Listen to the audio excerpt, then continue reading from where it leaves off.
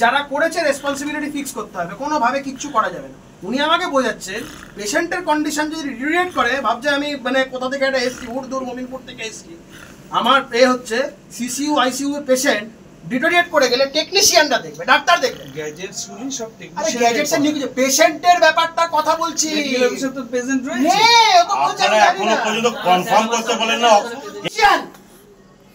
তো stay within the limits.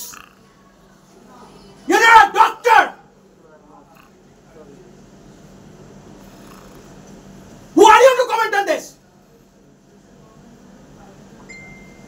আর আপনি একজন RMO, you don't even know the responsibilities of a bloody RMO. আমি একবার বলি sir, according to the version of doctor, যে ওনাদের কাছে একটা বন্ড চাওয়া হয় যে এনজিওগ্রাম করা হবে, আপনারা সেই বন্ডটা দিন।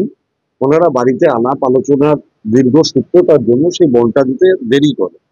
স্বাভাবিকভাবে যখন বন্ড দেয়, তখন যখন নিয়ে যাওয়া যায় সেই সময় পেশেন্টের বন্ড পেশেন্ট পার্টি যখন দেয়, তারপরে যখন ওনাকে অপারেশন টেবিলে নিয়ে যাওয়া হবে, তখন হার্ট ফেলিওর হয় এবং উনি মারা যান। দেখুন, এবার যদি এখানে ডাক্তারের কোনো গাফিলতি থাকতো, তাহলে অতি অবশ্যই পেশেন্ট পার্টি তারা ডাক্তারের নামে কমপ্লেন করতেন, এফআইআর লজ করতেন, কাউকে বলতেন যে আমার বিনা মানে ডাক্তারের গাফিলতিতে আমার বাবার মৃত্যু হয়েছে।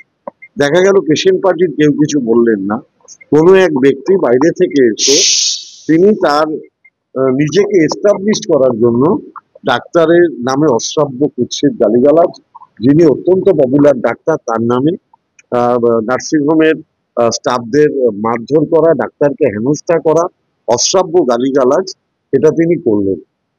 অর্থাৎ ডাক্তাররা যাতে ভালো মতো কাজ করতে না পারে, যে ডাক্তার ব্যারাকপুরের মানুষকে সার্ভিস দেয়, যে ডক্টর অমৃত ঘোষের সার্ভিস ব্যারাকপুরের আম জনতা পায়, ডাক্তার যাতে সেই সার্ভিসটা দেওয়ার মতো তার পরিবেশ না থাকে, যিনি ব্যক্তি এসে এখানে কুৎসিত গালাগালি করলেন, তিনি সেই পরিবেশ তৈরি করে গেলেন।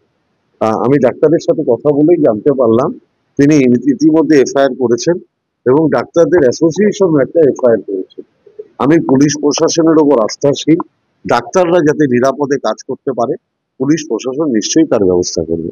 আমি সম্পূর্ণ ভাবে বিষয়গুলোকে ঠেকিয়েছি, কারণ আমি একজন আইনজীবী হিসাবে আইনের গণ্ডি সম্পর্কে অত্যন্ত ভালোভাবে ওয়াকিবহল। পার্থভৌমিক যেটা করতে এসছে, আজকে রাজনীতি করতে এসছে। পার্থভৌমিক জানে না এই সারদা নার্সিংহোমে সাধারণ মানুষকে কিভাবে হেনস্থা করা হয়। আমি আমি আজকে ফোন পেয়েছি, মেসেজ পেয়েছি, হোয়াটসঅ্যাপ পেয়েছি, বহু মানুষজন বলেছে তারা তাদের নিজেদের প্রিয়জনকে কিভাবে হারিয়েছে এই হসপিটালের মানে পয়সাকে ওই মানসিকতার জন্য। করুক, আমি তো জানি না, আমার কাছে কোনো ইনফরমেশন নেই, শুনেছি কেউ করেছে করেছে করেছে আমরাও তো কমপ্লেন করেছি। কার্তিক এই তো মিথ্যা কথা বলছে পার্থভৌমিক, এবং এরা সম্পূর্ণ যে কিভাবে সাজিয়েছে, কালকে রাত্রিবেলাতেই মেল করে এফআইআর করার জন্য কমপ্লেন পাঠানো হয়েছে যে মারা গেছে তার বাড়ির তরফ থেকে।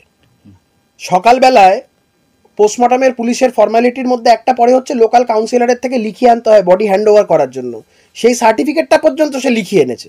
যখন থানায় গেছে, পুলিশ হসপিটাল অথরিটির সাথে কথাবার্তা বলে ওর উপরে চাপ সৃষ্টি করে, তাকে বলে যে যদি পোস্টমর্টম করা হয় 4-5 দিন পরে বডি পাবে, এই ভুল ভাল বুঝিয়ে মামলা মোকদ্দমা, তোমাদের এই হেনস্থা হবে, এই হবে। এটা ছেলের বাবা মারা গেছে, সে তখন তার মাথার ঠিক নেই, তখন এসব দিক বিদিক না চিন্তা করে ওকে বলেছে যা পেরেছে একটা লিখিয়ে নিয়েছে, সই করে নিয়েছে, বলছে ওটা নাকি কেস উইথড্র করে নিয়েছে। আজকে সৎকার টৎকার হয়ে যাওয়ার পরে আজকে সন্ধ্যাবেলায় সেই ব্যক্তিটি, আমাদের কার্যকর্তা কার্তিক, কমিশনারেটে চিঠি দিয়ে জানিয়েছে তাকে কিভাবে জোরপূর্বক এই কমপ্লেনটা উইথড্র করানো হয়েছে।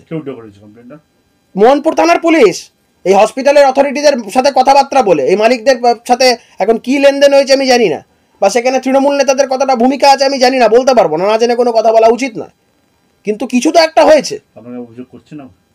অভিযোগ তো অলরেডি আছে, ভুলভাল বুঝিয়ে সেখানে সই সাবুত করে বলেছে কমপ্লেন উইথড্র। সেই বিষয়ে আমরা আবার কমিশনারেটে ওই ছেলেটা কমপ্লেন করেছে এবং আমরা এটা নিয়ে আইনগতভাবে এগোবো। ওরা যেন না ভাবে যে আমরা সম্পূর্ণ কিছু, আমরা সবকিছু মেনে নেবো মুখ বুঝে।